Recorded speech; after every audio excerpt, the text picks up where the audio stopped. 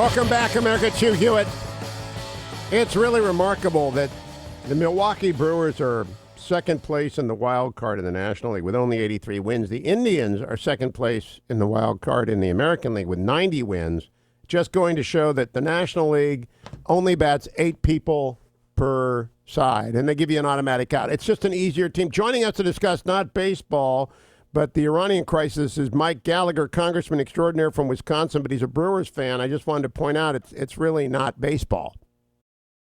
You know, I thought since I was doing double duty this week that you might lay off Wisconsin sports, but that's noted, Hugh. Next time I agree to come on twice in 2 weeks, I'm going to insist on you praising my Brewers, who are down a critical player right now. Don't even go there with the Indians' injury plague this year. We've even got Cookie Carrasco coming back with leukemia. We just lost to Jason Kipnis to the broken wrist.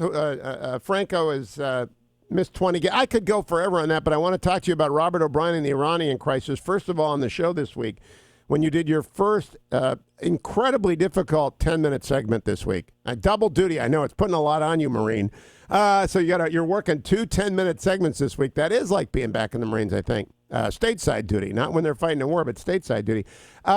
Tell me a little bit. You predicted earlier this week that O'Brien would be a great choice, and then O'Brien is the choice. Why did you make that prediction? I wasn't being that bold.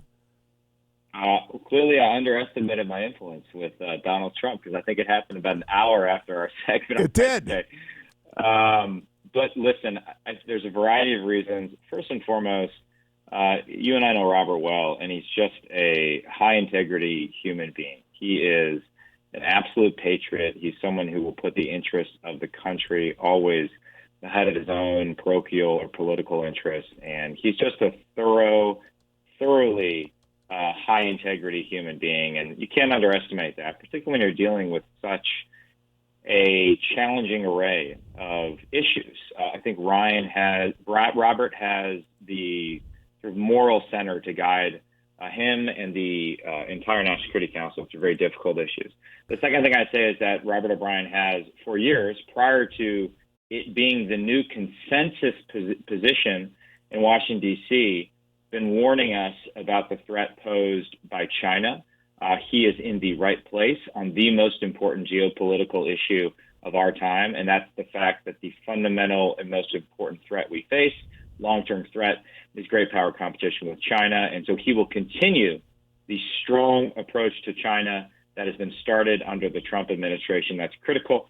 And the third thing I'd say is, as you and I know well, Hugh, Robert he's a navalist. He understands the importance of sea power. He has been talking for years about the importance not only of rebuilding our military in general, but our Navy in particular, the importance of a 355-ship Navy, which I fear is sort of falling by the wayside. And so my hope is that Robert can re-inject the importance of rebuilding the Navy into the administration. And a final fun note, Hugh, I believe the first interview I ever did on your show prior to ever running for Congress was in studio in Irvine with Robert O'Brien. I remember being incredibly nervous and I think tongue-tied at times, but Robert helped me get through it. And so to see him ascend to this important position, I'm just so proud of him, and I wish him the best, and we'll be praying for him. Now, you both served Governor Walker in the national security field when he was running for president. Had a very good pre-election season. Then, of course, Donald Trump took control of the primaries and won the nomination. But when you work with him in terms of preparing options for the governor on national security issues, what's it? Because the National Security Advisor is supposed to be a fair arbiter of views. He's supposed to make sure, especially the people who aren't in the room, have their views presented fairly. What do you think about that?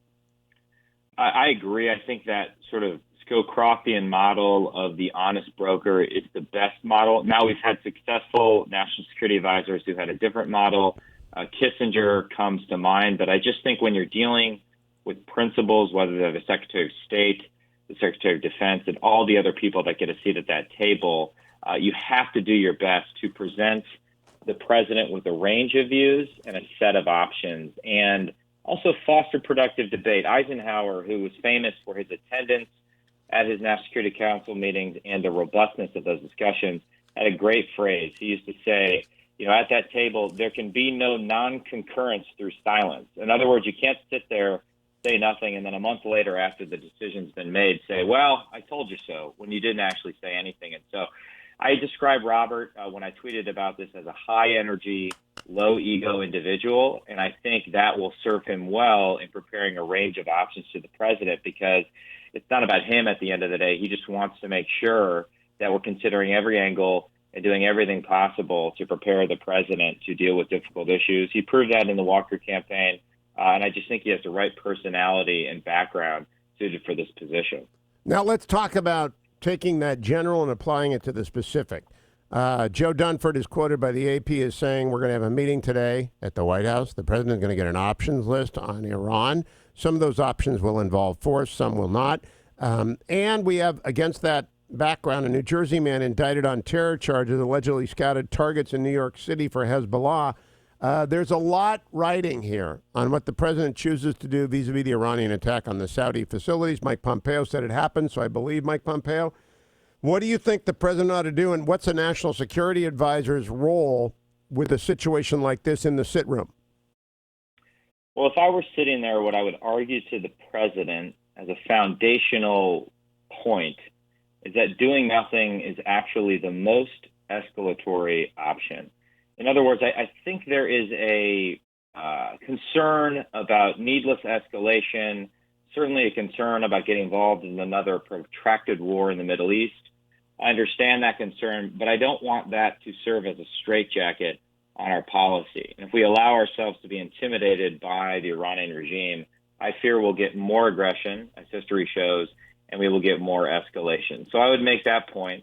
The second thing I would say is that we have an opportunity with our allies to use this latest dramatic escalation on the part of Iran as a way to convince them to get on board. Certainly, if nothing else, we should all agree that after an act of economic terrorism, Iran shouldn't be rewarded economically. In other words, if the French are still floating a $15 billion loan to the Iranians, that should evaporate immediately. And then, if I were in the role of the national security advisor, I would simply walk through the range of options ranked from low intensity and low risk to high intensity and high risk. So you start with increased sanctions. I think the president is already there. You can then go up to using cyber tools to disrupt their communications, and you could jam their broadcast signals. Cyber attacks could also have significant damaging effects on the Iranian economy. Going up a level from there, you could consider limited standoff strikes using long-range precision-guided missiles. You could also perhaps target their submarines. They have about 33 submarines that are in commission right now. They're not that advanced, but they do represent a threat to commercial shipping in the Persian Gulf. And if Iran continues to, for example, put limpet mines on commercial vessels, those submarines are fair game. So you could do a standoff strike that I think would not risk escalation to all-out war. Keep going up. Other options emerge. Maritime embargo, that requires a bit more intensity, certainly would be provocative. And you could go above that and start seizing Iranian commercial ships. And then I think you get into the high range estimates and really the high risk, high intensity options. You could have more intense standoff strikes. And then you could impose, you could do a persistent strike campaign to destroy their nuclear program would be the highest intensity that you consider. But you lay these out for the president. You have everybody at the table debate it. And then ultimately the president's the one who decides. Now, Mike Gallagher, they hit a Saudi Arabian oil facility with drones and with cruise missiles. If we don't do anything kinetic, they're likely, I believe, to target the UAE nuclear facility, which could cause extraordinary damage in that region. What about hitting Karg Island, which is basically a one-for-one exchange? You took out the Saudi Arabian oil production facility, we'll take out yours. Escalate it at your peril. Well, if I'm remembering correctly, in the 80s, Reagan took out oil rig facilities, and he gave all the civilians there about 20 minutes to leave. And so there was a proportional response, and it did not escalate. We sent a strong signal. So I certainly think that would be appropriate. The president does seem concerned about proportionality. However, I think we need to consider whether our response to the destruction of a $130 million drone by the Iranians a few months ago was not strong enough. In other words, in that response, which we reportedly responded with a cyber attack, we were very concerned about proportionality, and we had a response that maybe wasn't strong enough, and therefore we got more Iranian aggression. So while I am all for proportionality, I don't want it to hamstring us, and ultimately we do need to force the Iranians to back down. But certainly a target like that, which would be similarly an economic target, which wouldn't involve a lot of civilian casualties, is something that the president should consider, and I'm sure his advisors will put on the table as they consider how to respond. Last question, Representative Gallagher. In a column yesterday for the Washington Post, I said about Robert O'Brien that a little-known aspect of his qualification is that he spent a long time mentoring the next generation of national security thinkers. I believe you among them. Why is that important? I think it's important. I explained to people it's a tradition in national security circles as well as military circles. Why does it matter? Well, in two ways. One, when you get into a role, when you're the principal, I experience this on a small level now as a member of Congress, having gone from a staffer and a foreign policy professional to that, you have to, even if you have a background in these issues, you continually have to reach out to a wide range of people for help and support. And if those are people that you have mentored, those are people that are going to work with you, they're going to help you generate options, they're going to help challenge your thinking.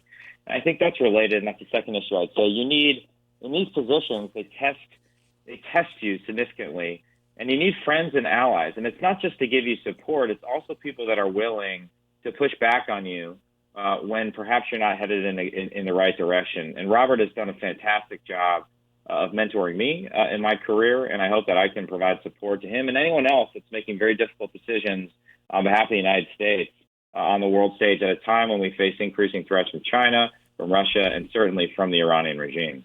Congressman Mike Gallagher, thank you. Follow him on Twitter at Rep Gallagher. Knows what he's talking about over the weekend as we see what happens with Iran. Follow his Twitter feed.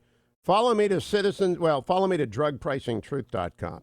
Drugpricingtruth.com is the website for Citizens for Truth and Drug Pricing, a great sponsor of this program.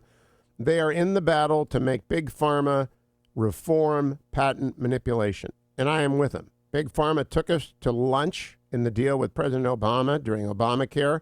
They got themselves a sweetheart deal, and they have used strong lobbying, incredibly expensive lobbying, to manipulate the patent system out there, and the patent system is what is driving up the cost of drugs that have been around for almost 100 years, like insulin. There's no reason for insulin to cost this much, but to get it changed, we're going to need your help. Go to drugpricingtruth.com, drugpricingtruth.com, and send that link to 10 friends. While you're online, head over to relieffactor.com. If you're watching on Univision, there's the famous North Carolina blue and lime green bag. In it are little packets, which are easy to open, completely easy to swallow. I do it in the first hour. I carry in curcumin, resveratrol, omega, the 4 natural supplements that ought to be in everyone's system every single day, especially as you go into the weekend. If you're a weekend warrior, you're going to go out and train for the triathlon or the marathon this weekend, probably doing your last long run. If you're running the Marine Corps Marathon, the New York Times Marathon, you'll hurt a little bit on Sunday. Less so if you've been taking relieffactor.com. And if you're in the commute right now and you're wishing your neck didn't hurt, your back didn't hurt, something didn't hurt, you got to be taking relieffactor.com, the 4 natural ingredients that work with your body to provide temporary support for the temporary relief of minor aches and pains. Don't miss relieffactor.com. Tom Tillis, Senator from North Carolina, is next. Stay tuned.